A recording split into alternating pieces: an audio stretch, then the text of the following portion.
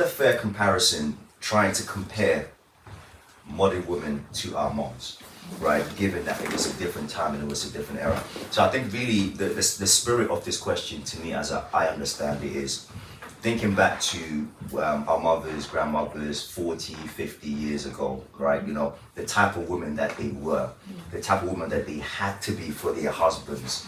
Is it fair for us in the year 2024 to expect women to have the same type of values, the same type of skill sets, etc., to the women 30, 40 years ago? It was a different time for them. How do you manage that balance from your personal experience? I think the values can stay the same, yes. Okay, say more. Skill set can be different. We live in a different time. Yeah. We've got things at our fingertips. You don't have to go to a library to get information. You can literally go on your phone. Yes. So skill set is different. The speed in which you can get things is different. But values can always stay the same. That doesn't need to change. Which is family, respecting your husband, being a mother to your children, making sure that you care for your family. And there's nothing wrong with that. So the values can definitely stay the same. It's just the skill sets and... When you say skill set, as in, what do you mean? Yeah, I mean, so I think about the Proverbs 31 woman, right? Every man wants that Proverbs 31 woman, right? She was really a wife, a homemaker, but the Bible says that she was out there also doing business on the side, right? That to me was, because I saw my mother do that. She raises us at home, but she was doing business on the side. So she really had those types of skill sets, but the skill sets were aimed towards the betterment of the family. She had drive, but it was for the family. But as Miki was saying, I think some time ago, that it seems to be that is more in the modern era. It seems to be gauged more at the independence and how I can get for myself. So that's pretty much, I think the skill sets are there, but it's being pointed in different directions. So I think that's within different contexts though, personally, right? So it's being driven in a way where it's for me when you're single. And when you're in a relationship or married, it shouldn't be that. Okay.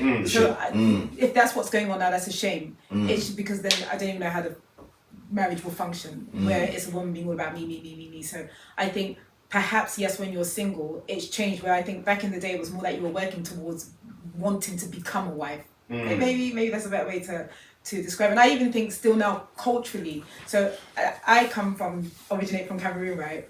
And I would say Cameroon in the building. But I have many Nigerians. Let's leave that. That's okay. That's okay. I heard one of them is trying to fight our boy Joshua. You know, is it some Cameroonian guy? I don't know who he is. Okay, we'll deal with that. We'll deal with that later. Gally will deal with that later. I'll leave Gally to do his thing. I will say nothing. It's only me. I'm outnumbered here. It's only me if you're watching this. We have a debate about your boy Ganu and my boy Joshua. We don't talk, we just do. Let's do a little sidetrack over there. Yeah, so, oh gosh, what was that? So we did get sidetracked. You were saying you were from Cameroon.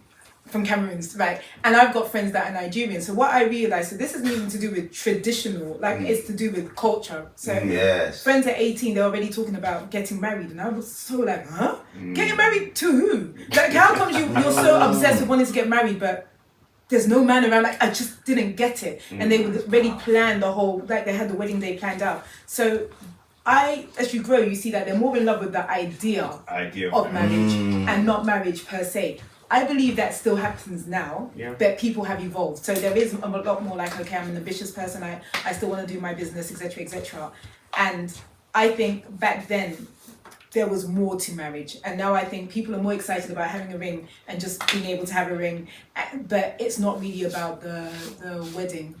So it's more about the status symbol of marriage than it is about the actual marriage. And I think it's a cultural thing. So not so much so from when I wasn't, not in a bad way, I think it's for my Nigerian friends, because I've got Bajans, I've got other friends. It was predominantly my Nigerian friends. I would never hear it. Like 18 and 19 is such a, I don't want to say a young age. And there's nothing wrong with having that as a goal. Target. But I do think there is if it's for the wrong reasons. So I think it's important to want to cultivate